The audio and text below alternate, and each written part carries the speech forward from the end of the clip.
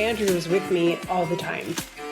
And, you know, in the sense of his spirit, his essence being with me, I feel closer to him now than I did when he was alive. Yeah. Yeah. So that's where I'm at with it. Writing this story of, you know, our life definitely has brought up some feelings for me. To go back to the beginning and you know, sort of look at my relationship with his dad and you know what it was like for him growing up, has brought up some things that I've needed to process through. I'll say that. Yeah. But as far as my relationship with him now, it's so good. And it you know, he's around and he lets me know it on a regular basis. Yeah, it was funny. Actually, you know, your daughter and I chatted about how he can show up in our lives as bugs. And as soon as I walked in, there was this stink bug on the blind behind the monitor where your face is, and I just giggled. Yeah. I love Yeah. that. Yeah. Yeah. Yeah, I get his initial, I get all kinds of stuff. It's crazy. I got him on the street in Portland this weekend. So I posted about it online that I don't know what happened, but the outfit I wore to the market on Saturday in Portland, Oregon, I'm not kidding you. I probably in one day had like 12 people compliment me. And I was walking back to my car and there was this like family behind me talking and they were like, "Oh yeah, that jacket." And then one of them said something, Andrew. And so I turned around and she goes, "Oh, is your name?" I don't remember. She said like Claudette or something like that. And I said, "No, but I have someone very dear in my life named Andrew." So when you said his name, I just felt like the calling and they were like, "Oh, well, so and so." She was pointing at her kid and she's like, "He bought that jacket for his grandma." And, you know, it was just like this really sweet connection. And I just kind of giggled to myself. But Yeah. Well, I hear that phrase a lot, and I share that sentiment a lot. You know, I'm closer to my parents now that they've passed than I was when they were here, and I hear that sentence a lot, and I want to know what it means to you because you know part of it Yeah. is like you know. Is it now we realize how important that relationship was that we'll, you know, that we see. And so we'll do anything we can ethereally to connect with that person. Or, you know, Yeah. so for me, what I've kind of looked at for myself in that situation is like, and this is a weird comparison and it's not an apples to apples comparison, but like the way that I personally as a human being am to my pets in my life, there's not a filter, right? I'm a very stoic human being. It's gotten a long time for me to be able to talk about my emotions openly. But for animals in my life, my cats and my dogs, not a problem. I'm face up with them. I'm singing them songs. I'm telling them how much I love them. I'm doing this like it's like the unabashed, you know, just like filter. Everything's down. I could just be exactly who I need to be with this animal because I don't feel like I'm being judged. I don't feel like I have to like explain the emotions I'm feeling. I don't have to be in the key of the song I'm singing or the fucking random shit, right? So there's like it just all goes away and I'm just able to just be pretty much the most natural self I am. And so and I found like I see a correlation between that and my mom. Whereas like before I might have like, you know, been embarrassed to sing to my mom or like not tell my mom I love her all the time or something. But now that my mom's gone, you know, I'm like, I would take any moment in my life to feel her tickle my chin again or like to, you know, have that Yeah. opportunity. So does that kind of resonate with you where it's like now we've realized the importance of that relationship? Yeah, it's interesting because you know, my dad died when I was 24 and I was pregnant with Andrew actually. Um, he was born a week later, a week after my dad died. And I didn't have the same experience. And then my big brother died about, I think it's been 17 years, my oldest brother, who was my closest brother out of my four brothers. And I didn't have that experience with him, but I was in a totally different place. And, you know, I was thinking about, we had this, when we lived in Washington, we had a yurt and we had breath work there often. And we had a guy come that did breath work and after he was done, he had recalled a near-death experience that he had. And I think it was probably, I don't know how long ago it's been, maybe 10 years ago or something. And so he was really excited to tell us about it afterwards. And he asked if he could tell his story. And so we had a gathering at our yurt, and he came and he sat up in front of the group and he talked about what happened. And what happened for me was that I sat there crying because in breath work, I had experienced what he was talking about. Mm. And so, no drugs, Mm-hmm. no psychedelics, no nothing, just me and my memory of what it's like to be in the form that I was in before I came here. Mm. And I hadn't really put it together until I heard him talk about it. And, I had all these different experiences, being with God, I'll just say it. And I didn't really know what it was. And he put it into words for me. And then I listened to other near-death experiences after that. And so I had this new understanding of what it was like to cross over. Yeah. To change from one form to another. Mm. And so when Andrew died, I knew that's what happened. Right. And I'll tell you, when the day of his memorial service, we had his memorial service right next to our house at the American Legion, I think it's called. Mm-hmm. Anyway, I was walking back to our house, and I was on the bridge that goes over the creek, and I was crying, and I had forgot my purse or something. And so I walked back to the house to get it. And he said, I heard his voice. It wasn't even my own voice in my head. I heard his voice say to me, Mom, don't be sad. Mm. I'm happy now. Mm. Like I am, having a different experience. And so it was like, wow, don't be sad. Mm. Wow. He's struggled a lot. He's suffered a lot when in life, Yeah. Yeah. How long ago was it that he passed? It was 7 years in October. Okay. And it seems like yesterday in so many ways. I would imagine. Yeah, most definitely. Yeah. Wow. Yeah. And so in that time, right, especially, right when something like this happens and everything's confusing and there's unanswered questions we didn't even know we're asking yet, emotions we didn't even know what to feel. Where, where did you start to find some coherence and coming back into a place where you could start to process this and start to grieve in a proper way to where, letting the emotions be present where they need to be, finding help that needed to be there, whether it's Yeah. people or processes, because Yeah. I mean, grief is one of the most unique things for the individual. There's as many ways to grieve as there are humans in this world. Yeah. Exactly. So so what was some of the process that even in the beginning was like, this is arduous, this is hard, I don't believe this is working, and then days, Yeah. months, weeks later, it's like, okay, I'm doing it. All right, I remember my name now.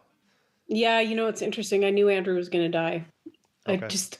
I knew it. And I've been in a 12-step program for almost 32 years now. And I used to talk in meetings, and I used to talk about him and his journey with drugs. And, I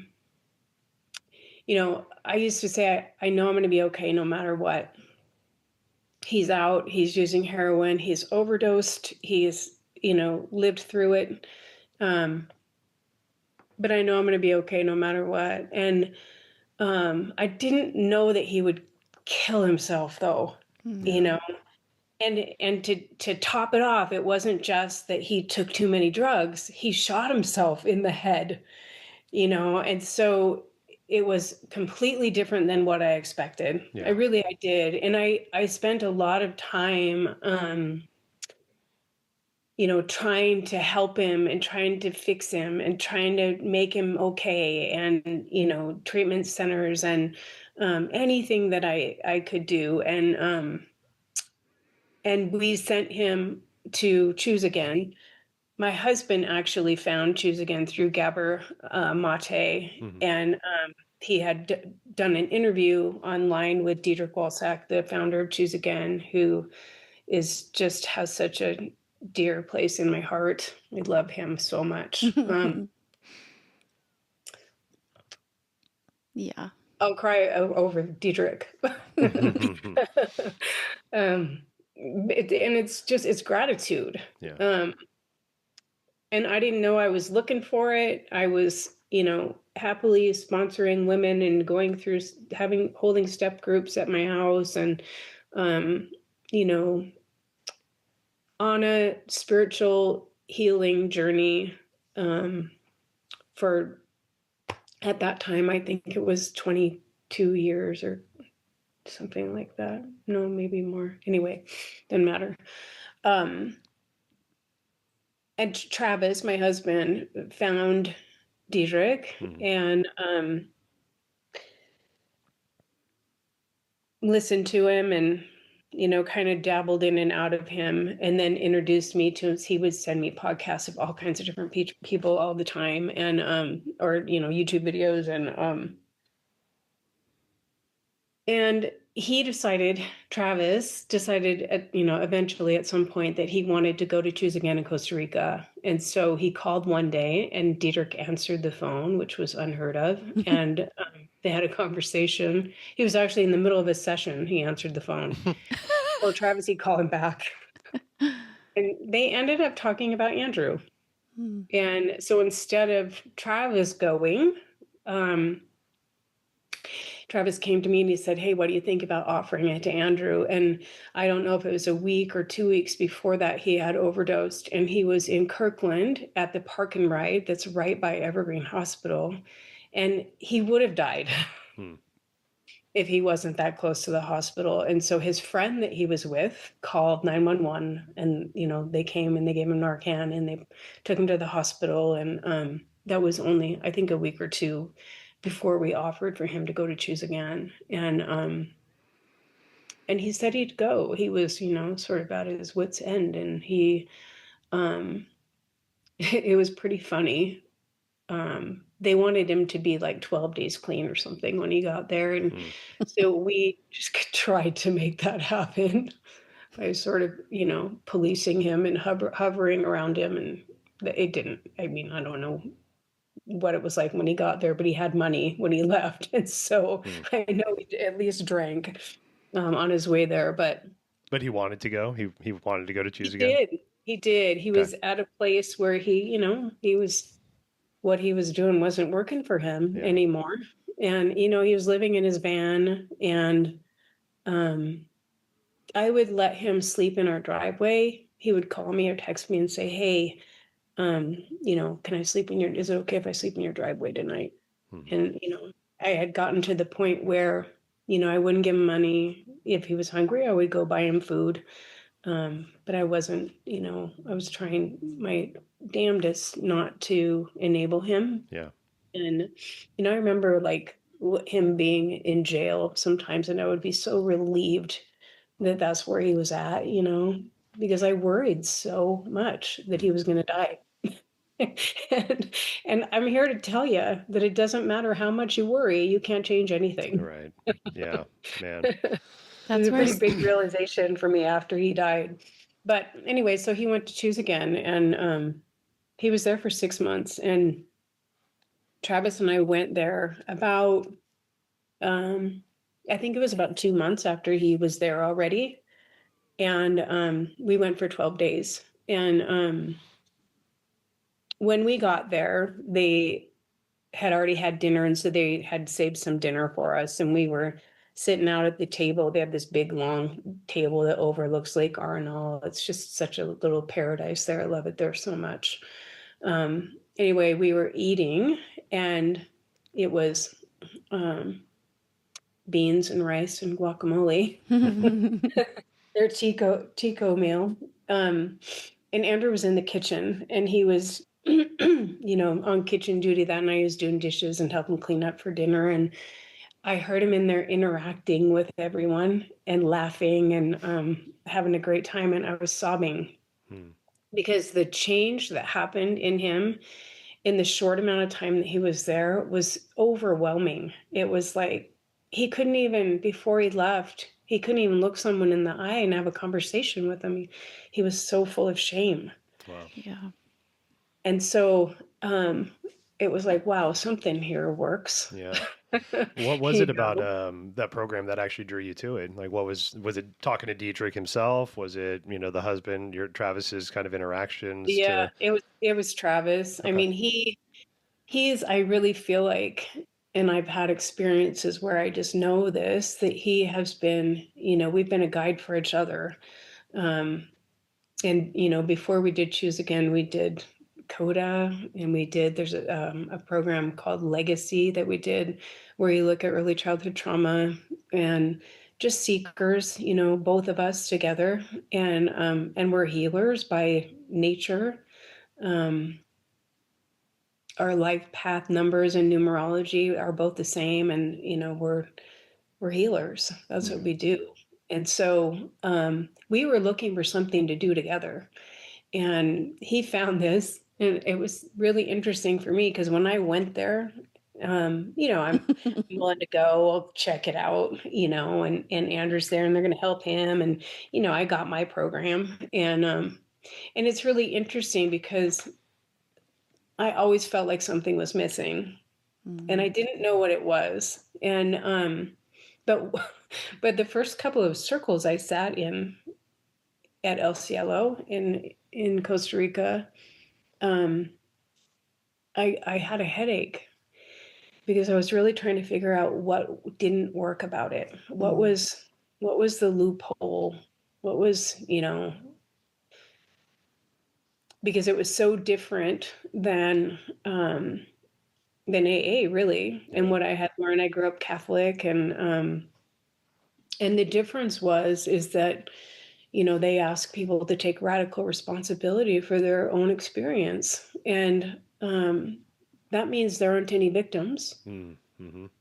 and there aren't any villains either.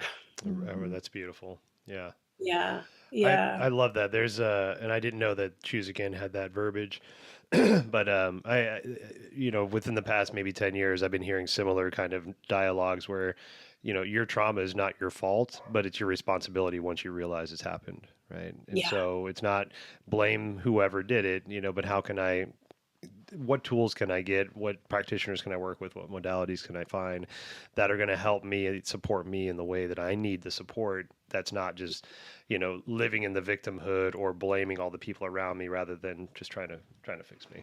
Or Yeah. perpetuating it because we haven't learned how to sit in the pain of our own Right. suffering. Yeah. I do remember you sharing a long time ago that I don't remember this, maybe it was my interpretation, but something along the first part of your visit where you were like, what the fuck? Like, not, there was something you just shared that you were like looking for the loophole. But, Mhm. Yeah. in my experience, I remember just in the beginning, and this was back in 2017, when I was learning how to take responsibility for my belief in being a victim. And I think for most people, it still is probably one of the more difficult ones that I experience, but there was also a tremendous amount of relief. Like Yeah. there was freedom in acknowledging that that didn't have to be true and that it wasn't Mhm. true. It's so I'm curious if you remember like what that was or what it was specifically that Mhm. that really was felt maybe prickly in the beginning. Yeah, yeah, it's interesting. Andrew gave me Marianne Williamson's book when I was there, A Return to Love. Mm-hmm. Um, and it really helped me a lot because she teaches A Course in Miracles, and she's a 12-step person, and so it kind of married the two things together for me, which was super helpful. He's like, Mom, I think you should read this book. I think it would be really helpful for you. Mm. And it was, but I think the number one thing is that people, you're fucking kidding me. Like, people don't have to take accountability for their shit, you know? And and I was mad about it, because I had so many things happen to me growing up, and Andrew's dad beat the shit out of me more than once. Yeah. And, so in my mind, I was a victim. And I had no idea how detrimental that was to my psyche to believe that, And so I will never forget the first time that, I'm in circle, and I don't even remember, what it was that came up, but I know that I was believing that I was a bad mom, and that it was my fault that Andrew was a drug addict. Mm. That I married his dad, and we made this baby, and and it's all my fault. And you know he said to me, he said, what do you think that Andrew hears when you say that you're a bad mom? Mm-hmm. What do you think would be his judgment of himself hearing you say that, right? Yeah. And I thought about it for a minute, and it's like, fuck, he's a bad kid. Yeah. That he's bad, that it's his fault. And so I had this just awakening, this epiphany that was like, oh my God, I'm going to stop being evidence to support that for him. And Dietrich said, there's never been anything wrong with either one of you. Yeah, I love And I that. will never forget the first time I heard that, because I had been trying my whole entire adult life to figure out what it was that was wrong with me. All these 12-step programs, all these therapists, all this, trauma work to figure out, why I was so really discontent underneath everything, And so, I was like the perfect AA. I had 25,000 sponsees, and I had step groups at my house, and Not me. like She told me no. Oh. She told me no and invited me to the yurt, and it changed my life. Good for her. Good for you. I know, but but I felt like something was missing, and that was it. Yeah. Well, I think you brought up something really interesting too, is that we can sometimes hide in the healing modalities that we're thinking are working, but not actually fully participating in. And then we still can play the victim of, well, fuck, this isn't even working. I'm doing the thing I'm supposed to be doing, and it's not even working. Proof that you're broken again. Exactly. We're just confirmation bias, but, and it's, I think that's all part of the process too. It's like, it's not always, it took us a while to get to the point of where we realized we needed help. And it's going to take us a while to get the proper help we need because of all the shit we put on top of ourselves. I had my mom one time sitting with me and a friend of ours that was going through recovery just in the beginning phases, from an addiction recovery. And my mom looked at this person and was like, you've been on this medicine, this drug for 7 years? And the person was like, yep. And she's like, well, expect that long to get better, right? You don't just like, oh, I'm quit now, I'm in a better place, right? Yeah. And so I think that we whether we subconsciously expect it or maybe we just think that, but it's finding the practitioner, finding the safety, finding the feelings really, rather than the actual 1 + 1 = 2, right? And a lot of that is chipping away at the shit that we put in front of us, because we don't even realize how thick those walls are that we put up until we start doing some work, and we're like, man, there was like an inch layer I just pulled off, and I can still not see how thick this wall is. Jesus Christ. But it takes that time, takes the process, but it shows that's our dedication to the process. Like, I am doing this, I'm going to chip away at this and figure this out.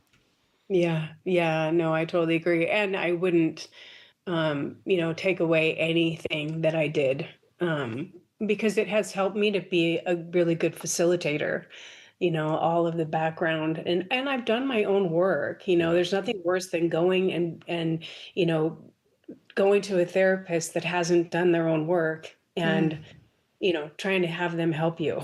Yeah. Yeah. It doesn't work. It doesn't compute. More than once I've outgrown a therapist that I was seeing, Yeah. 'cause Yeah. I like to make the joke that I don't like to go to an OB if they don't have a vagina. It just doesn't feel yeah, right to me. Like, I get yeah, that you can gain a tremendous amount of education and experience, and I don't dismiss any male or lingam owning OBs out there. But, like, at the end of the day, if you don't know what it feels like to ovulate or drop an egg and go through that process, then it's going to be a little bit more complicated for you to help me understand my body. yeah, totally, Yeah. totally. I'm curious after the years, right? Like I've been a close witness at a period of time. Andrew was hugely impactful in my healing experience and coming to Circle, and obviously meeting you and Travis and spending as much time as I have in that yurt. And Adam's done a tremendous and still does a good amount of offerings in that space. It's still very sacred to a lot of us in the community. But I've also seen you guys grow in a bunch of other areas. And so I'm curious where Choose Again sits in your life and in your path, and what has helped it grow, what maybe has challenged it, and where do you find yourself sitting with these different methods and modalities today? Yeah.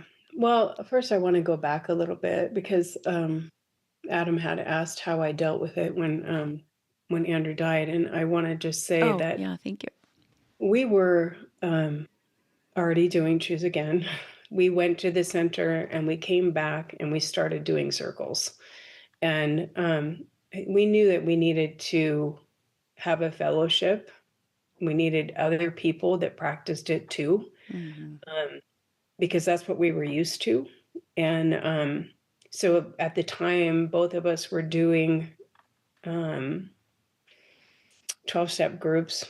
Travis was downstairs and I was upstairs on Thursday nights or something. And study groups. And first he said, next week I got to do Choose Again, And so I got on Facebook and invited everyone we knew. And there was a lot of people that were 12-step people that came. Um, but, we needed to do it in order to continue doing it. Right. And so we've been facilitating it for 10 years. And what I want to say, though, is that we had a retreat scheduled for, I think it was like November 10th or 11th or something like that. And Andrew died on October 8th. And Dietrich was scheduled to come. And I didn't cancel it. And so, because I knew I needed it. Yeah. I knew that if I was going to get through what the thing, it was going to be through processing the feelings that were coming up for me.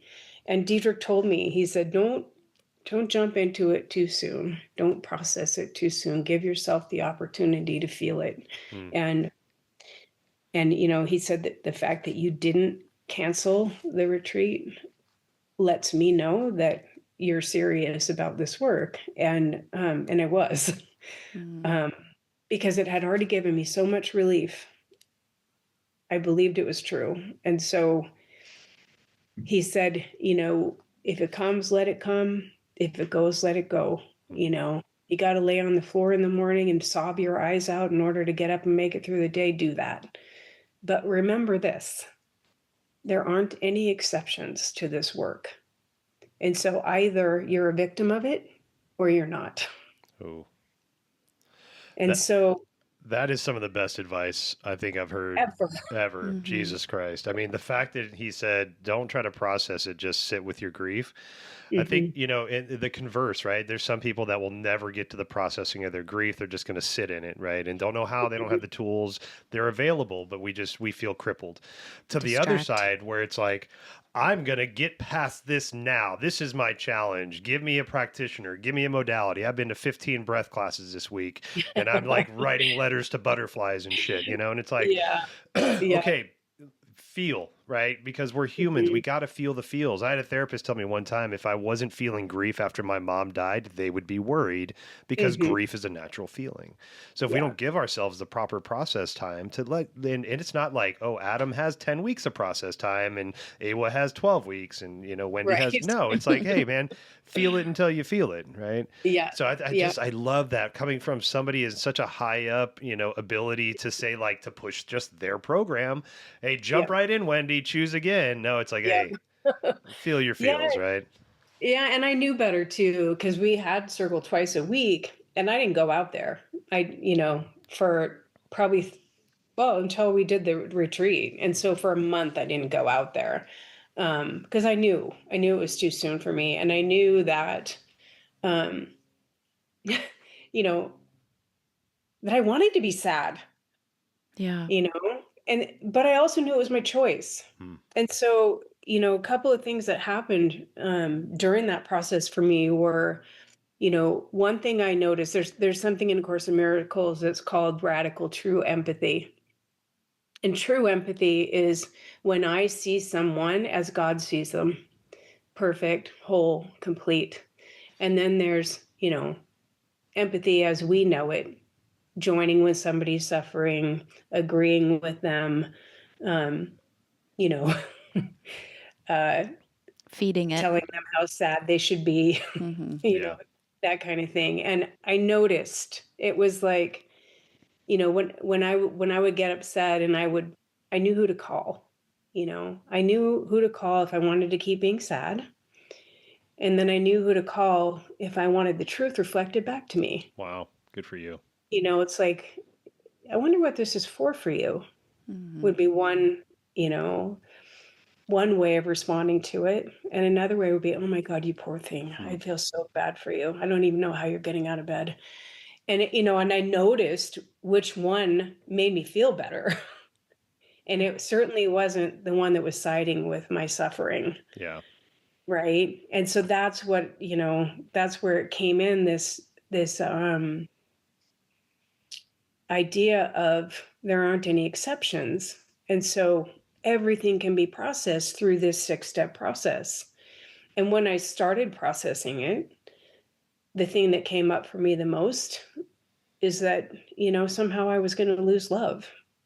Yeah. If Andrew's not here, I've got an empty, gaping hole in me, which isn't true. Right.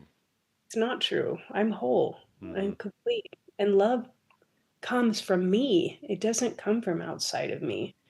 And so the more that I extend it, the more I feel it. It's always been within me. Every time I've ever felt it, it came from me, And then the other thing that came up a lot was guilt.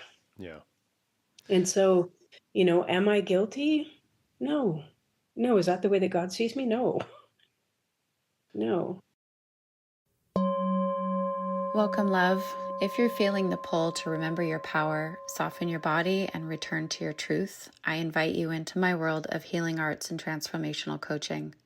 I'm Awa Wild, intuitive guide, energy medicine woman, and creator of Sensuous Revival Healing Arts. I help individuals and couples release old patterns, dissolve shame, reconnect with pleasure, and rise into a more liberated life. Through sacred pelvic healing, somatic practices, intuitive body talk, and emotional integration, you'll learn to listen to your body, trust your intuition, and create relationships that feel nourishing and aligned. Whether you work with me one-on-one, join a retreat, or step into my online program, you'll receive an experience of deep presence, compassionate guidance, and practices that create lasting change. If your soul is ready for more freedom, more pleasure, and deeper truth, I'm here. Learn more at sensuousrevival.com or reach out directly to begin your journey. Now, with the choose again process, I know you're working with a practitioner. Is it community based at sometimes? Like you're talking about the 12-step program. I know that's a very community based program, very supportive. So is choose again, a supportive opportunity where at certain times maybe you meet in groups and support each other in those kind of ways. Yeah, Okay. yeah. Well, especially when we were in Washington, we had, we would have a couple Huge. of circles a week, and sometimes we'd have like 35 people there, Beautiful. because it was a lot of people that are 12-step people and they're used to that, right? Right. And here in Sedona, we there's a big Course in Miracles community here. And so Choose Again is part of that. Great. So we do 2 in-person circles a week here, and they're free. And then we do one of them is a hybrid that's online and in person. And then we volunteer, and we do a circle for Hmm. Choose Again Costa Rica, um, because we just want to give back. Yeah. And so we do that. So 3 times a week we're doing circles, and then we do private sessions with people, here in Sedona and online. Yeah. We do that a lot. And we do retreats. We've been doing 4 retreats a year. We do them up in Washington and we do them here. We've got one coming up in April. That's So, beautiful. The more yeah. communities we can create and the more we can nurture the communities that are there, I think that's one of the dangers of a lot of this spiritual work is that it can be very isolating and very Mhm, lonely, and where it's like, well, I'm doing it all on myself, and then we start to feel that loneliness. But also, if we're not supported in some kind of positive way, then there's a confirmation bias idea that might pop in, where we start believing the thoughts in our heads, and when we don't have somebody reflecting it back and saying, how strong you are, or hearing somebody else's story and being able to get strength from their story and be like, man, there's some people that made it through some shit. Like, I can make it through some shit. Like, I'm a strong person too, right? And so it's so important. I think it's so important to have the diversity of options for communities where you can have very dogmatic based, as far as like an AA program, to mhm, the Choose Again, or all these different programs that are popping up that are community based but less religious, or maybe have more wiggle room for some things, but still have the mhm, essence. Our You living know, church. With the way that church has been dying and in this time in our lives, like people are looking for places to gather. right? And then, yeah, like the side effect of not having a gathering space is pretty detrimental to the mhm, species. And for me, that was the biggest aspect that I didn't really recognize until I left AA. I was in it pretty hardcore for 7 years when I had a resentment that was worth leaving. And then I was mhm, floundering because I didn't have that group that I was with, like you just said, sitting and listening to other people's stories and feeling inspired, but also like having my ass handed to me when I was moping about things, and somebody that was willing to be honest.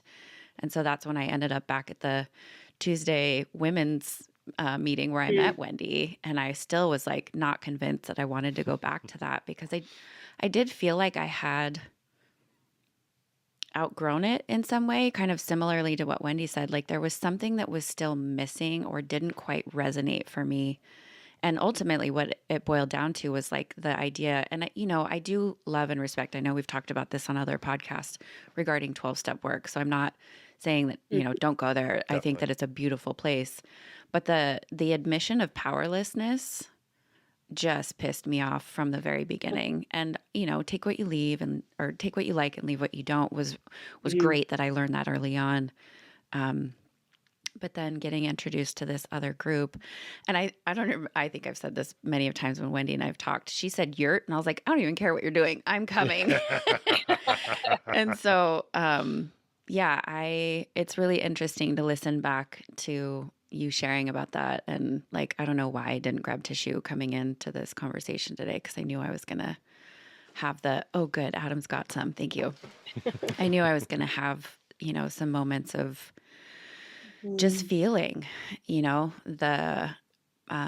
the reality for me is like, since you guys moved to Sedona, it's been really hard to not have that group still here, and online doesn't cut it for me. Like I went back into the yoga studio and I was doing it there, and then I moved and had to start over. And every time those things happen, that's where my heart aches. It's like, where is my community? Where are the people where I can go sit? And recently I just started going to the spiritualist church in Seattle, and it's not the most convenient. It doesn't mhm, quite feel like home yet, but I love that you two came back from Costa Rica and knew that fellowship was a key part of this, for yourselves and what it has offered. Um, yeah. And just, seeing you walk through that. I know I've come to you many of times when I've been struggling with my own relationship to my children and worrying if I was doing a good job, or, that belief in being guilty or being a bad mom. And the first time Travis presented that belief in a circle, I wanted to punch him because it hurt, like I knew what he was pointing out, right? Me believing that I was a bad mom and the impact that that was having on myself, but also my children. And so, earlier you said something to the effect of like, you wouldn't change anything or take away anything that happened. I am curious about some of the things that you did as a parent, right? Like letting Andrew sleep in the driveway and taking him out to eat. Is there things I always like to ask people when they're reviewing different lessons that they've learned? It's usually through a lens of a belief system, but if you could go back and do it over again, is there anything that you would do differently? I would just love him. I would just love him through whatever he was going through. And that's what I do with my daughter. It was like this invitation to take my hands off of her and her life, Mm. you know. And, I said before that no matter how much you worry, it doesn't change anything. I had a visceral feeling of no worry after he died. And I actually felt like something was missing. And Mm. and it dawned on me that I had been worrying about him for so long that when it was gone, it literally felt like something was missing. Wow. And it was like, oh shit, wow, I feel peace. Wow. And so, you know what? It was just this invitation to look at how I was creating suffering for myself. Mm. And the same thing happened, Andrew's dad killed himself 3 months after Andrew died.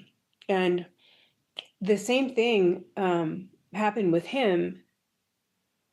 I had a resentment for every inventory that I did, every 4-step, Mm-hmm.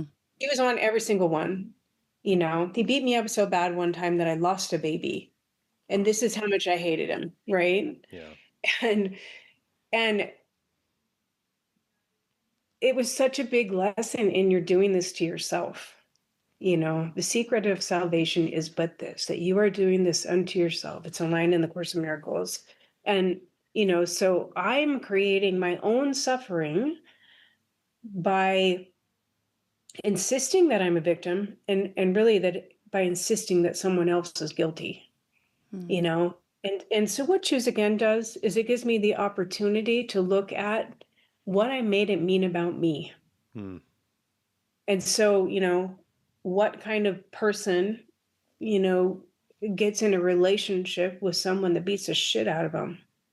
That fucking idiot, like, what am I making it mean about me? And I can always fall back on that when I'm having a feeling, you know, and get myself to a place of peace. There's so much freedom in that, in having control over my experience, I And so I when think Ted it's died, I important to noticed that. highlight too, right there, the fucking idiot part that you just explained is your Mhm. judgment about yourself. Because I think for people who maybe aren't familiar with the process, may not know that that's what's being said. And that would Yeah. bring up the question of, I know there's a lot of people, in my experience, being one of them, who had to go through this process to learn what it is that you're saying. And then other people that come in for people Mhm. who have, gone through horrible traumas, right? Whether it's being beat up and losing a baby, whether it's being raped, whether it's, Mhm. being almost murdered, right? All of these things that people experience. Like, Yeah. how do you validate that when people are coming into this space? Because I think in the general public, nobody wants to be a victim. Hmm. And I have my own understanding, but I would love to hear from your perspective. Like, how do you talk to somebody who is coming to you with something like that? We do not side with their story at all in any way. It's not helpful. It doesn't help. And so, like I said before, it's up to me to see who they really are and to teach that self-forgiveness is the way to peace. Mhm. So I'm not forgiving someone else. I'm not standing up on some spiritual from some spiritual high place, looking down on someone else, deciding that I'm going to forgive them for something. That's not how it works. That's forgiveness to destroy. Mm. And so, you know what happens is through osmosis, when I can forgive myself and know that truly nothing has ever happened to my spirit, it's still just as bright and shiny and beautiful as it was the day that I came in before I got here, even, right? And so to see them in that way, instead of seeing someone as broken, and not agreeing with it, I think that you know, what you're saying is so beautiful, and I think it's also the difference between what's considered nice and what's considered kind. Right? yeah. A nice person would side with that person, be like, "Yeah, you are the victim. F that person, and yeah, you should definitely, lean into that sorrow." And that a kind person would be like, "Hey, yeah, that sucks. What the fuck are you gonna do about it? Let's figure Yeah. this out together, right? Mhm. Right? It's like I'm not gonna like let you live in this sorrow, but my kindness to you is to challenge you to get the fuck off the couch, figure this out, and Exactly. let's find a Yeah. practitioner that'll help." Right? Yeah. Niceties can keep you in that sorrow for a long time because I just want to take care of you and make sure you're Mhm. good. And on the Yeah. surface, that seems really helpful, but man, that person would do a lot better for themselves if they could actually find the ways to integrate, to move forward, to process, to understand this stuff. Yeah. Yeah. Yeah. And the course in miracles is, it's really about get busy living or Mm-hmm. get busy dying, right? And so all of these things, victimhood and victimization and resentment, and all of those things are about being in a place of dying, you know, um, being unhappy, Yeah. holding grievances, and coming from a place of seeing everyone as innocent. Yeah, everyone's on their journey. And yes, everyone is learning exactly what they need to learn for their own awakening, right? And so, who am I to judge where somebody else is at in that process Love or that. to make them change something that they need to go through to Right. learn what they need to learn? And if I truly believe that everybody is eternal, which I do, no one can be hurt. It's impossible. Yeah. Your Yeah, and the spirit's divide in big. that is knowing the difference between the essence and our body. Like for me, a big Yeah. piece of my healing journey was acknowledging that my body had been victimized, that my body had experienced abuse, that, these actions, I'm not negating that. I'm not saying that it didn't happen, Mm-hmm. but that's Mm. not here now. And so my Yeah. suffering comes from bringing it into the now over and Mhm. over and over and over again. Yeah. And that, I remember maybe I was like 6 months in, and there's the saying in AA about the pink cloud. Like when you first get Mhm. sober, you can kind of have this pink cloud where you're just like in this euphoric state. Not everybody gets it, but I remember having that happen with Choose Again. But then it started to fade, and I didn't know how to be neutral without feeling depressed. Mm. And kind of like you talking about the worry going away after Andrew's passing, there was like something missing. And I remember being in circle, and all of a sudden this light bulb went off, and I was like, it's the chaos. The chaos is missing, and I don't know how Yeah. to exist. Yeah, the ego hates that. Yeah. Yeah. And I give this piece of the conversation because it's still something that I struggle with, and it's not something like I'm aware that it is my choice today right now, especially with what I see happening in the world. And I can see it through the lens of truth. And I can also see it through the lens of what feels relative.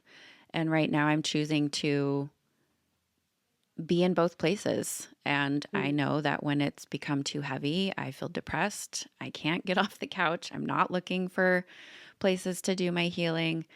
And for some, I'd actually be curious what you would say to this, because it feels like work I'm supposed to be doing.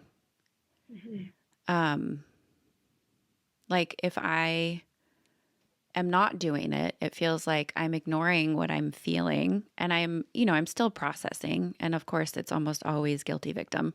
That never goes away for me, or it hasn't yet. Yeah. But I have an internal sense of responsibility to stay tapped in, and I've stopped fighting it. In the beginning, for quite a while, it felt like it was something I was trying to like change about me. And it never has really gone away. So what is your thoughts or opinion on that? Yeah. Well, our purpose here is to love. It's to extend love from the most loving place. So if there's something for me that's coming up that's creating a feeling in me that is anything less than joy, then I believe there's something within me that needs to be processed. After I process it and I get back to the most loving place, then I can go out and do whatever it is I feel like I need to do. It's like, if there's a protest going on and, say it's Democrats and Republicans, go out and bring water for everybody. Who am I to say what's good and what's bad? I don't know.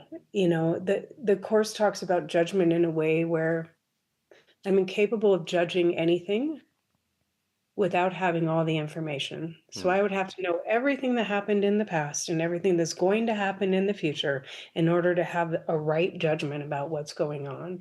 And so for me,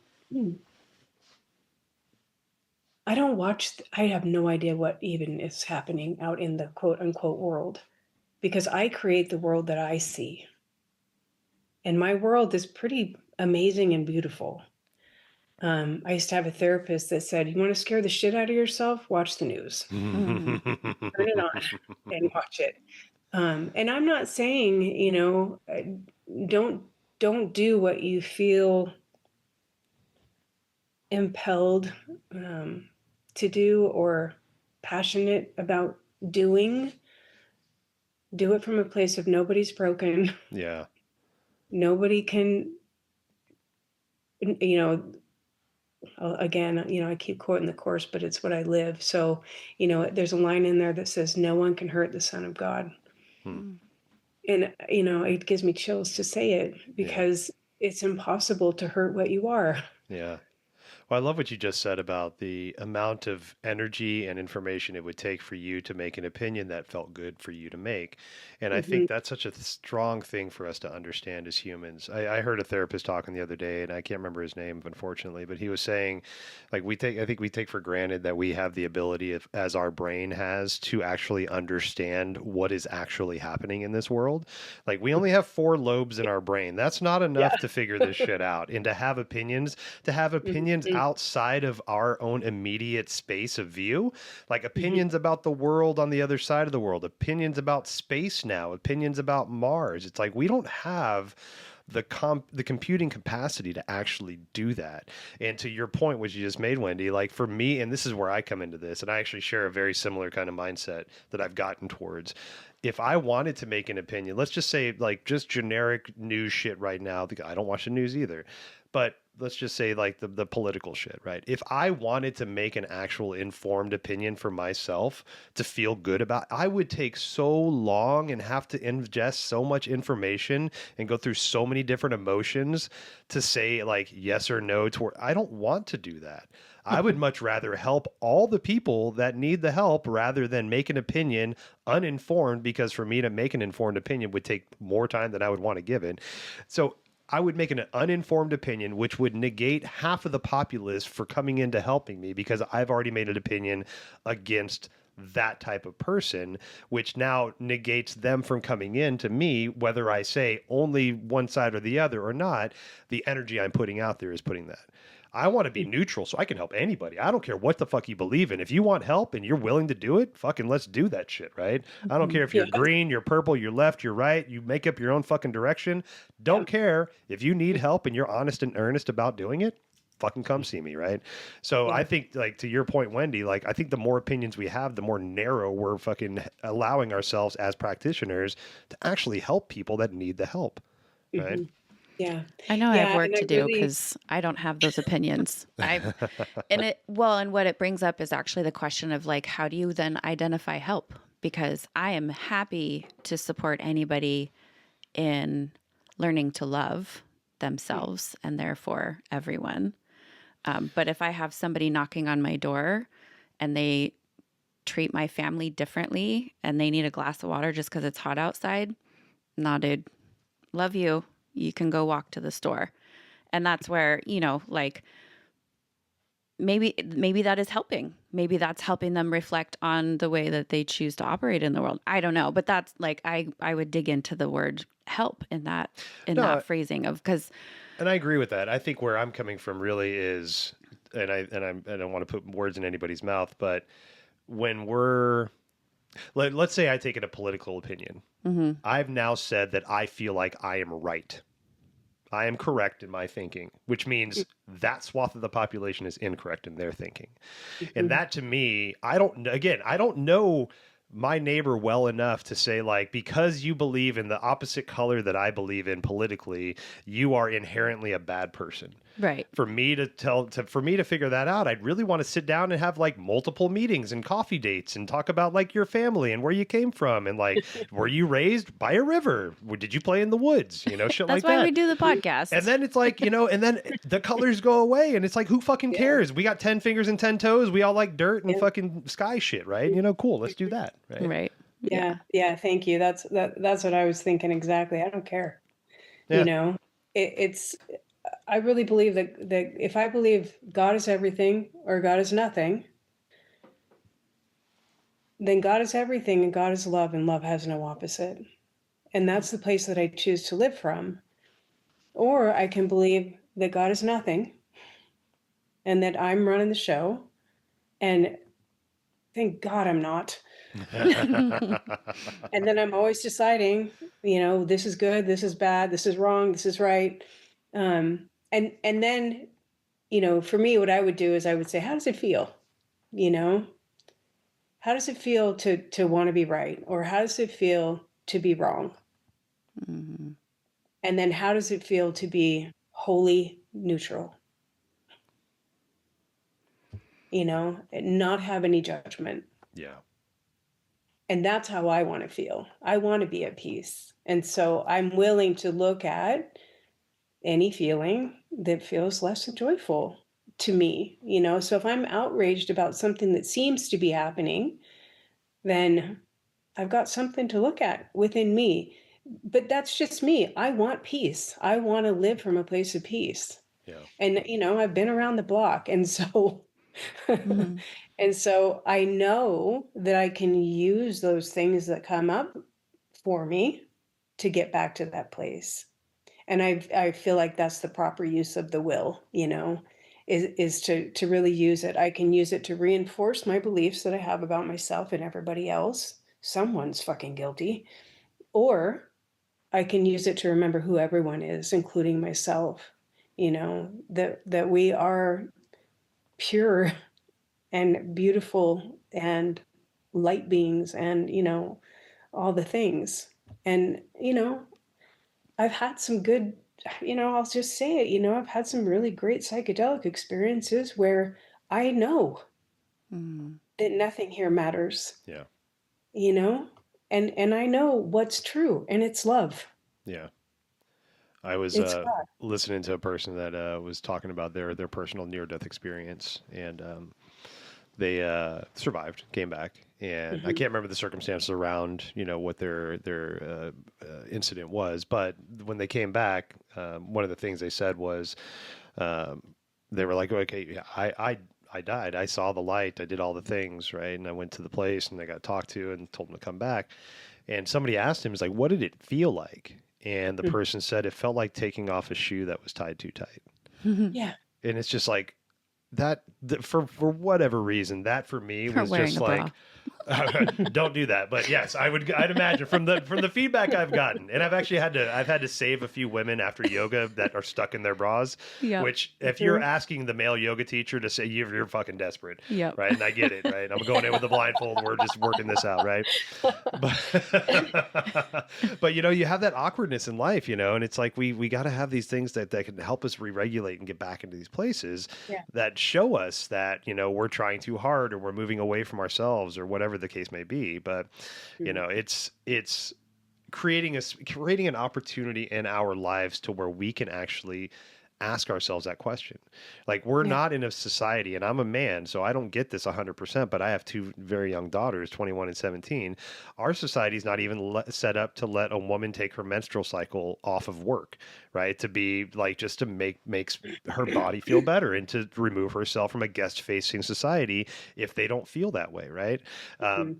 So if we're not even allowing something biologically natural that happens on a regular fucking basis in a swath of humans to listen to their own bodies and say, I need a day, I need 2 days, I need to take an hour, right? We're not built in a society that we can say like, hey, I need a minute. I've just been charged. I need to come back and sit with my emotions for a minute. Give me 10 minutes and I'll come back and I'll talk to you, or next week or something. Right. So a lot of these practices we talk about are beautiful, but we really have to carve that stuff out for ourselves or find the communities that embrace that, because our society is not really set that way. Right. And so it's how do you, like, for when I decided to quit drinking, I ended up quitting my job, changing my profession, changing my friend group and all that stuff, because everything around it drew me back to the opportunities to drink. And I think this is how important we have to look at our lives. Yes. Have I created a life that is comfortable in its own right, but in that comfort, I have all of these expectations I got to hit that I'm so exhausted even looking at? Do I want to be a part of this anymore? No, I don't. For me to change, I've got to change all that shit. Holy crap, this is going to be crazy. Yeah. Let's fucking do it, right? Yeah. Yeah. And, you know, don't listen to the self-limiting beliefs, you know? Yeah. It's interesting. You know, I was thinking about, what Awa was saying, and, you know, you could ask anybody what it is that they want. You know, what do you want? What do you want in life? How do you want to feel? If you could have anything you wanted, what would it be? How would you feel?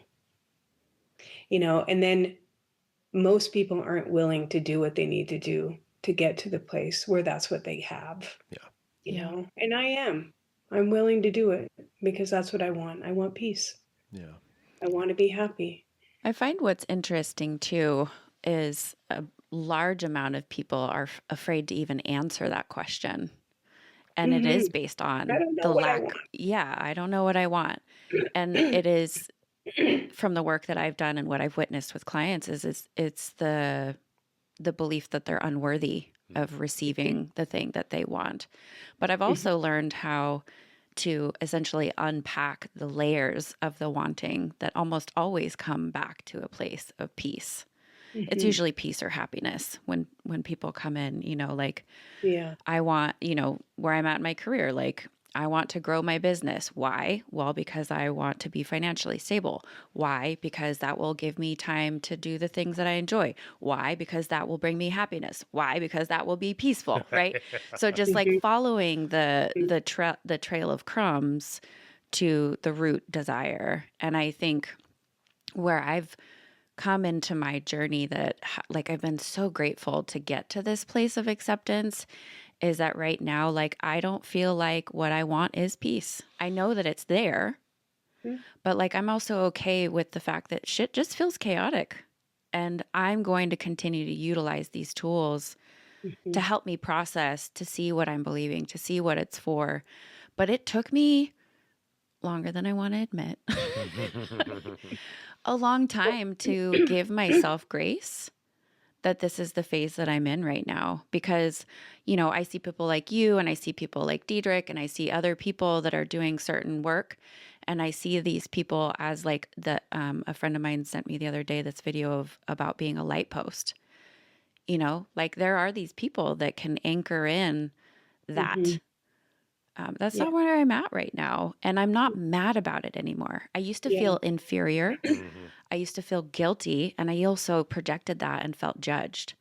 And now I'm like, you know what? This is just where I am. And I'm okay with that. Matter of fact, I love where I'm at. I love that I can allow myself to tap into this victim energy, which shows up as rage and sometimes righteous. But I know what to do with that. And I think what's really beautiful, and part of why I wanted to have you share this, is because anybody who is a parent, I think the number one fear is losing their child.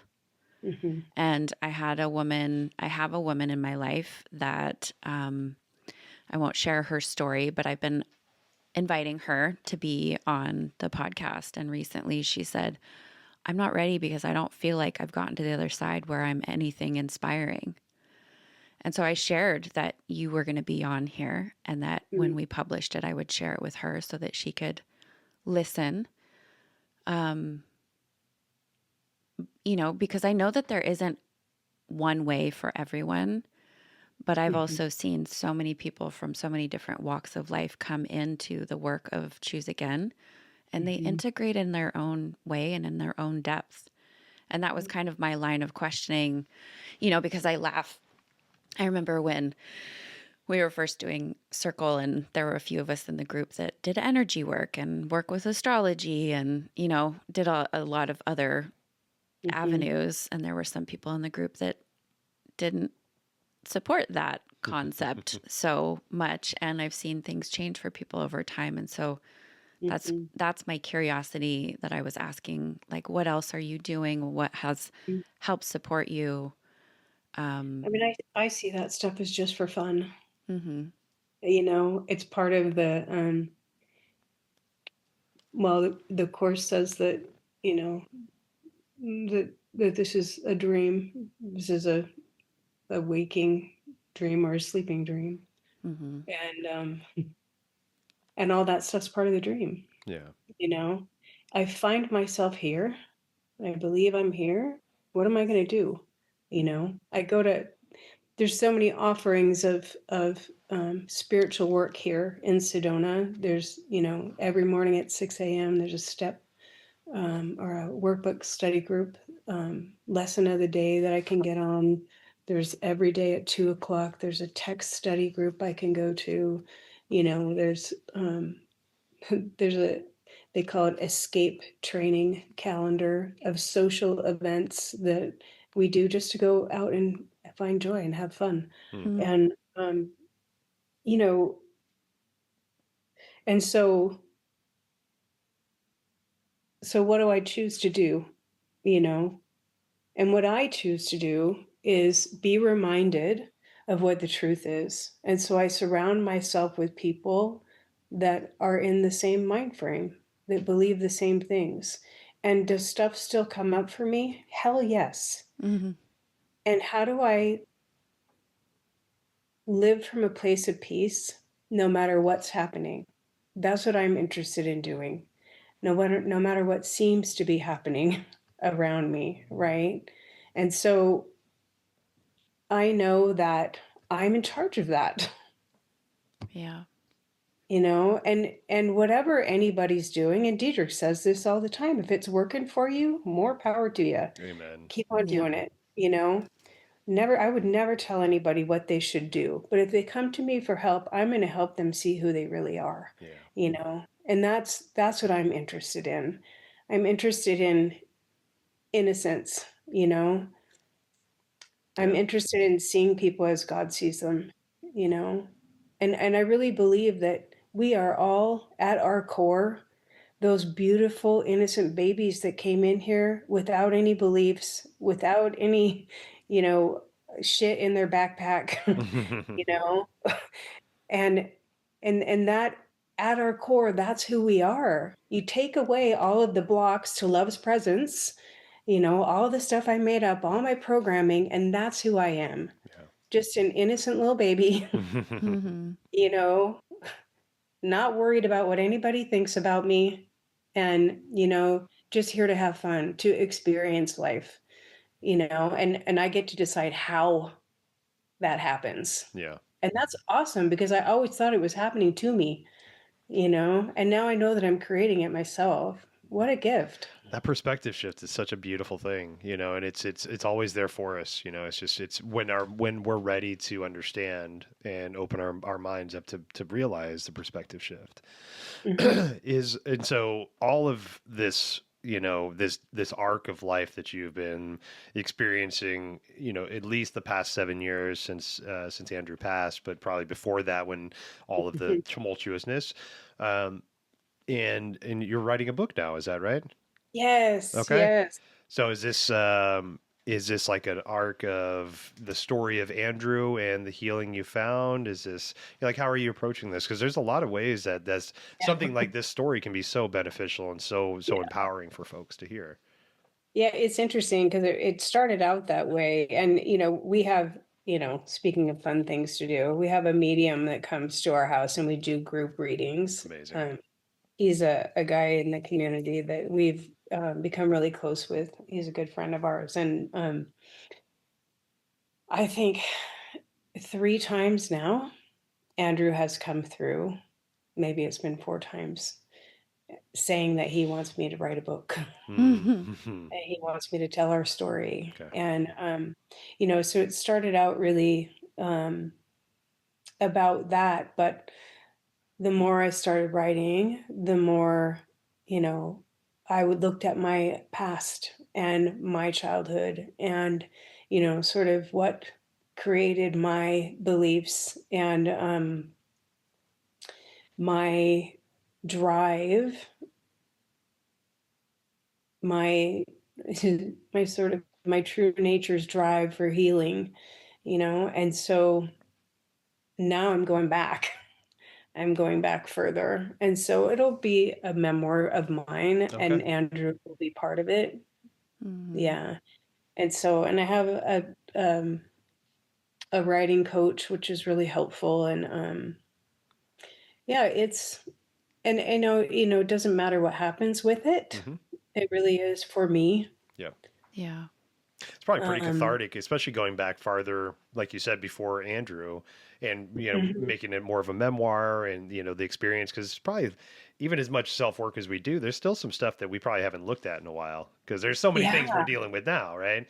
And so Yeah. having Yeah. that ability to come up and see how much you've grown, I think that's what Mhm. you know, what I've heard from The people litmus test. that have really written a memoir, right, and gotten through Mhm. it. It's like you forget like your point A to point F is a huge step when we're just like, oh, I've barely moved at all. But then you start looking back and you're like, holy shit.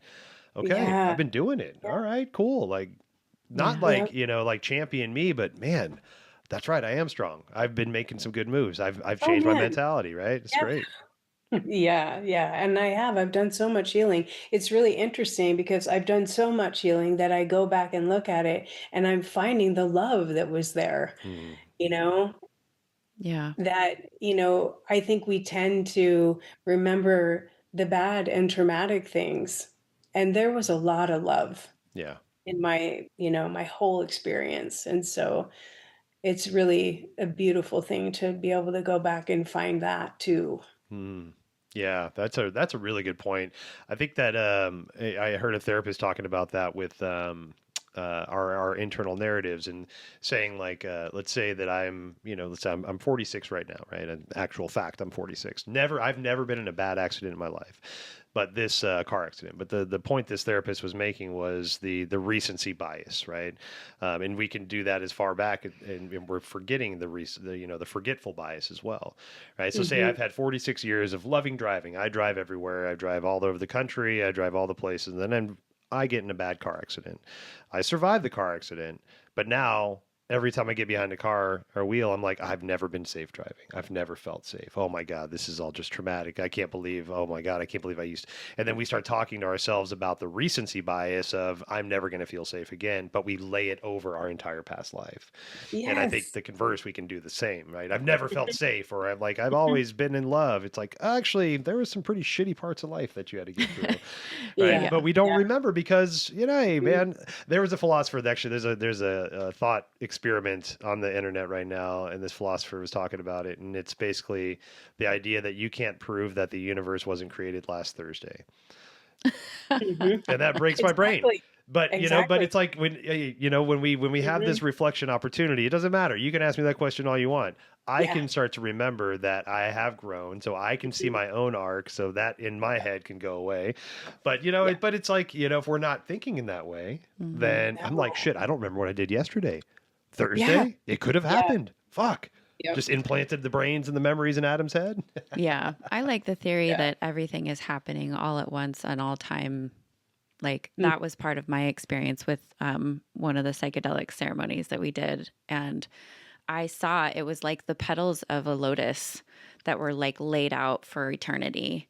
And it was just letting me know that everything's happening all at the same time, but also everything in its place couldn't exist without the other.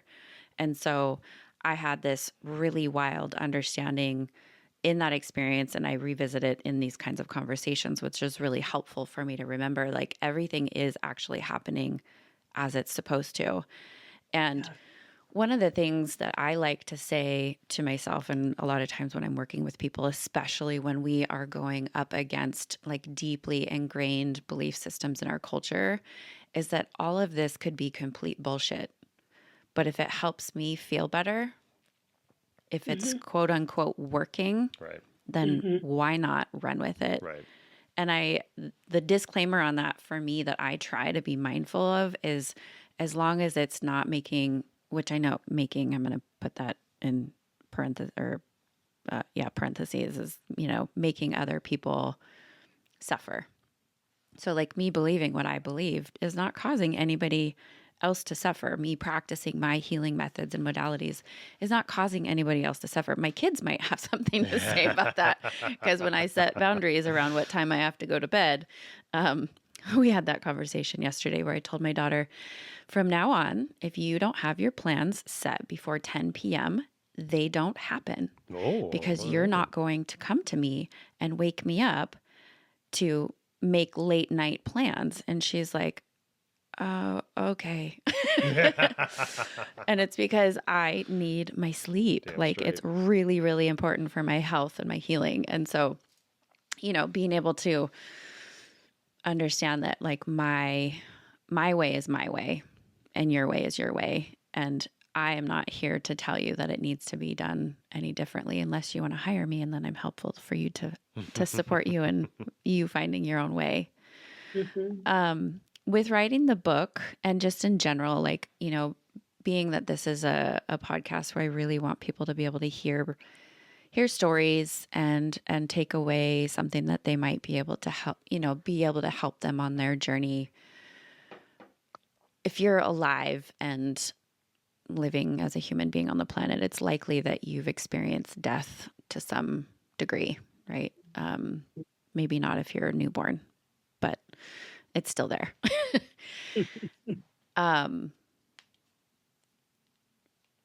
We know that you have been part of Choose Again, and that part of Choose Again is part of A Course in Miracles, and those are hugely impactful. If someone wakes up today and found out that someone that they love is no longer here in their body, what do you suggest they do? Mm.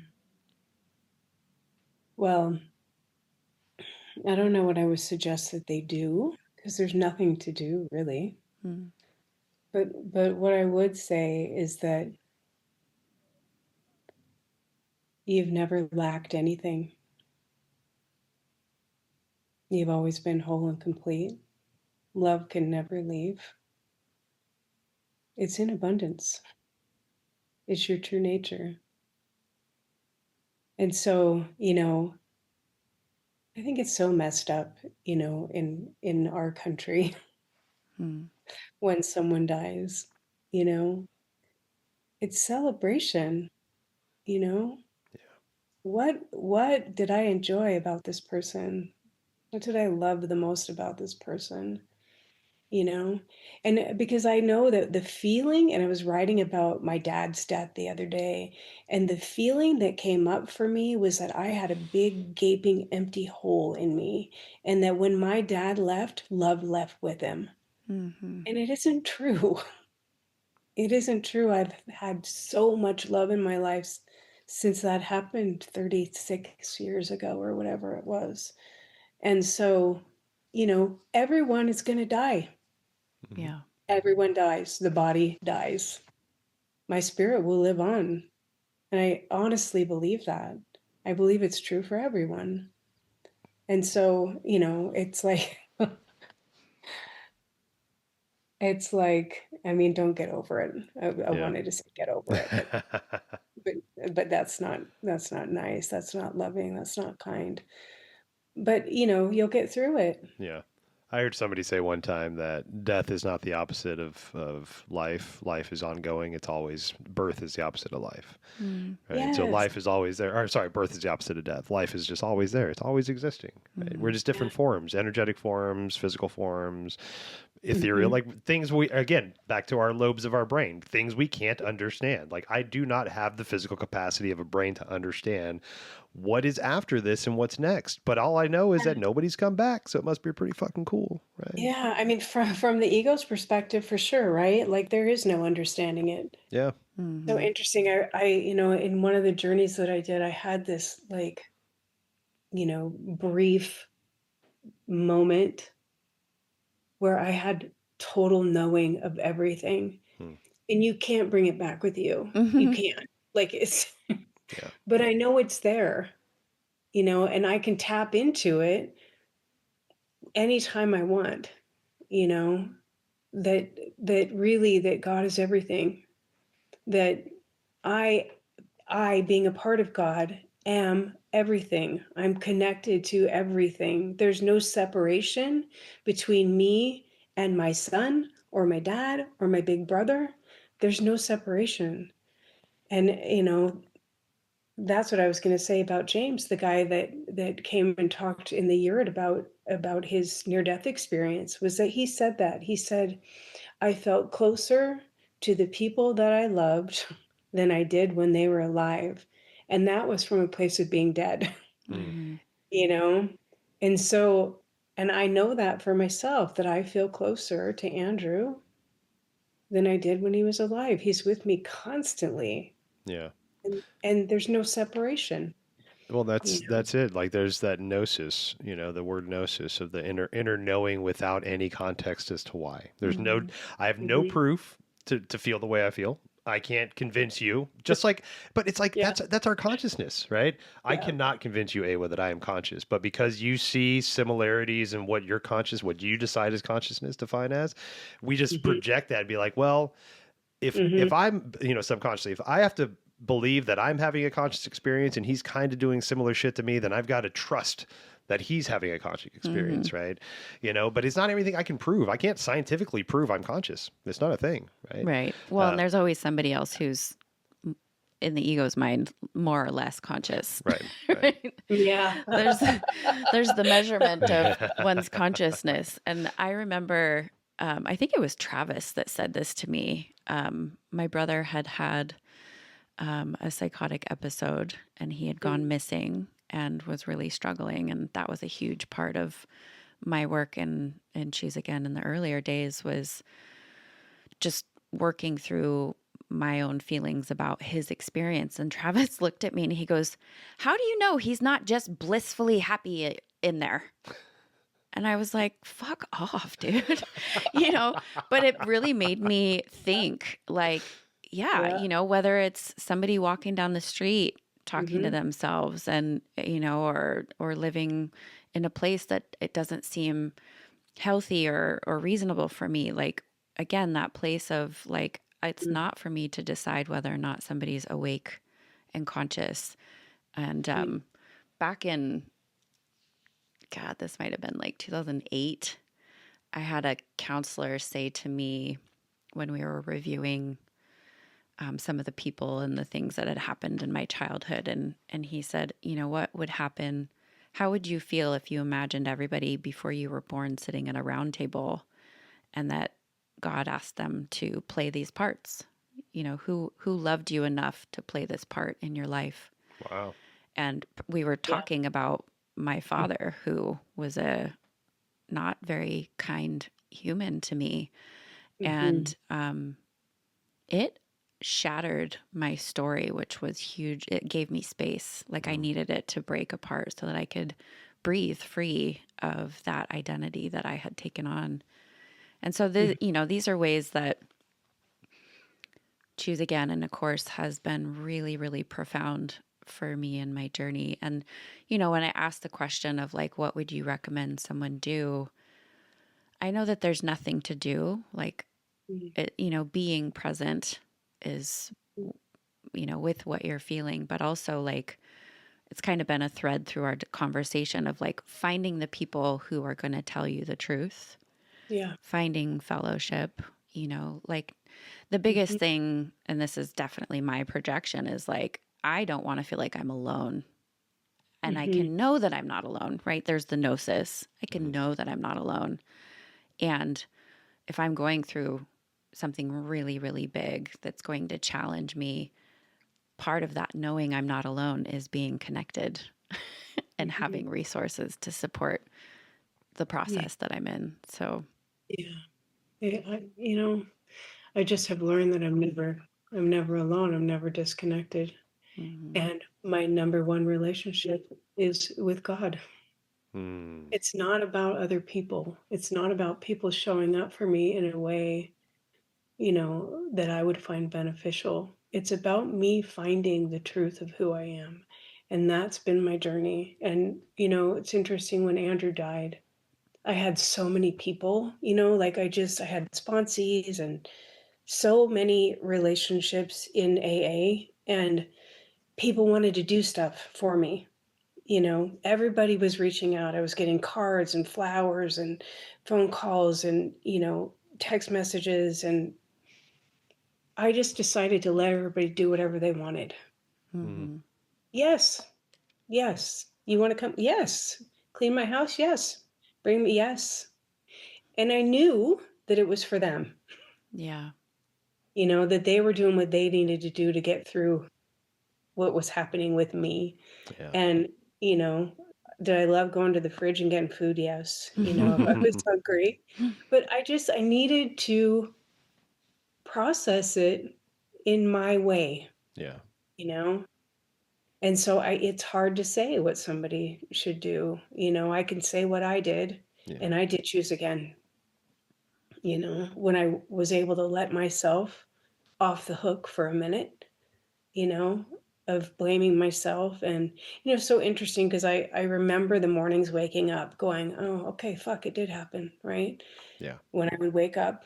And then I would see myself throughout the day, you know, if I would go into like this spiral of down the rabbit hole of, well, if we wouldn't have kicked him out, and we should have blah blah blah, and if I didn't da da da, and I had texted him that morning and I said, hey, are you thinking about going back to treatment, and then did he kill himself after I said that, or was it before, Mm. you know did that text message make him go over the edge, all the shit that everything happened exactly the way that it was supposed to, Right. otherwise it would be different. Mhm. But when I would do that, I saw myself plummet and tank, you mhm, know?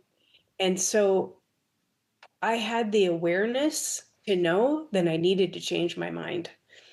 and so I used it. It was like, okay, you can listen to those thoughts that the ego is really floating into your mind, and you can grab a hold of them if you want to, but you have the opportunity to change your mind Yeah. whenever you want to. And I really learned it.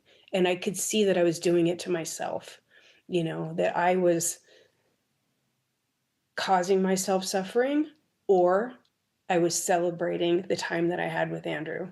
Yeah. And that's all that was happening, from moment to moment. Yeah. And the more I could celebrate it, the better I felt. And so that's what Hmm. I chose to do. I love that. Can I ask you a hypothetical question as we start kind of wrapping up here? Yeah, yeah. So with just where you're at right now, which is amazing, right? I know we still got journeys ahead of us, life still to live, all the stuff to unpack still, right? But if the you that you are now, Wendy, can look back 7 years ago and give that Wendy some piece of advice to say, whatever it is, what would you tell that person? Because you've witnessed your own arc, you've lived it, right? So you know where you came from and where you're going and what you went through, and I could only imagine that it was pretty fucking hard. What would you tell that crippled person back then that is just like, I don't know what to do with life anymore? Like, what step do I take? Like, what kind of advice, now that you've lived it, would you give that person? It's so interesting. I didn't feel that way. I Okay. didn't feel crippled. I didn't. I felt like I had hope, and I felt like I had a solution because I had already been doing Choose Again. And so, I knew that I had something that I could use to help me get through it. And that's what I did. Hmm. And I wouldn't change it. Yeah. I wouldn't change it because it has made me a better teacher, and it has helped me to have a better experience in life, Mm-hmm. and if I look at the ripple effect of the effect that Andrew had on people by himself, and then his story, what the effect that has had on people, it's been miraculous. Right. And so, I love what Awa said about, planning your life. There's this wonderful book called Your Soul's Plan by Robert Schwartz. And, it talks about soul planning, right? And if that's true, and he made this sacrifice for me, Right. or anybody else that has been affected by his story, to find the truth, Yeah. that I'm not all that stuff I made up about myself, then it's miraculous. It's beautiful, you Yeah. know? I've got a good friend of mine, Tang, that he's just been a dear human in my life, and just to speak to what you're saying, Wendy, about already having Choose Again in your back pocket. When we're paying attention to our lives in the ways that we can, and we're present in our lives or aware of our, whatever verb adjective you want to use there, right? We can Mhm. see and we can start to support ourselves the way we need to. And what my friend Tang says is, build your peaceful practices while you can, because eventually you're going to need them. Somebody's going to leave you in life in one way or another, right? Voluntarily or involuntarily. You're going to lose a job. You're going to have tumultuous shit happen. So if you already have a breathwork practice, a yoga practice, sound healing, acupuncture, whatever it is, a practitioner you work with, and you're already doing some kind of regular maintenance, when that big thing happens, you at least have a starting point, right? Yeah. And so, like, hearing the footsteps and saying, okay, I'm going to get in front of this and start doing Choose Again because I feel like something is going to happen and I want to make sure I'm supported, right? We're looking at ourselves, we're aware of the life we're living, and we're saying, oh, okay, cool. Like, life's not perfect, it's not expected to be, but if I want to be happy in a aware state, I need to support this part of my life right now, or this part of my life, right? And when we can do that, when anything happens, and not like wait for the other shoe to drop. Brene Brown talks a lot about that. We can't even fully embrace joy because we're waiting for the other shoe to drop. So like when joy happens, jump into joy, 2 feet in, right? You're all fucking in, right? But Yeah. also, support yourself in the ways you can, right? Because life is life. I can barely control myself, let alone all the humans in my life. And the humans have Right. their own version of free will, if you want to think that's a thing, right? Yeah. Well, that's another conversation. But, and so like for me to have these people in my life and not to manipulate, control, and make sure they only make me happy, because if you upset me, then I'm fucked up and I can't have that. Hey, live your life, child. I'm going to do breath work to get myself back regulated because I know eventually you're going to fucking piss me off or something, you know? So yeah. So, you know, looking at our lives and having that wherewithal to be like, I'm going to do this hard thing because I see another hard thing on the horizon. So shit, here we go. Yeah. And you know what? I thought it was for Andrew, but turns out it was for me. Beautiful. Beautiful. Wendy, you're such a strong human being. Thank you so much for sharing your journey, for being the person that you are, for being brave enough to write your memoir. You know, this is, you know, we don't need people to look at, but when there's people out there that we can and we can see the strength that they've come through, we can find it within ourselves in ways, right? So thank you for doing what you do. Where can people go to learn about you or to, you know, keep updated about the book and things like that? Well, for Choose Again, we have a website, chooseagainsedona.com, and we have a Facebook page, Instagram page, Choose Again Sedona, and yeah, that's the place. Amazing. Well, Wendy, thank you so much. We will look forward to chatting with you again. Okay. Thank you for listening. Remember to like or subscribe to the podcast on whichever platform you're listening to. And if you found this episode helpful, please comment or share it with a friend. Check out the show notes for links to get in touch with myself, Awa, or our guest. Thank you so much. We'll see you next time. This episode was recorded, edited, and produced by Adam Reel.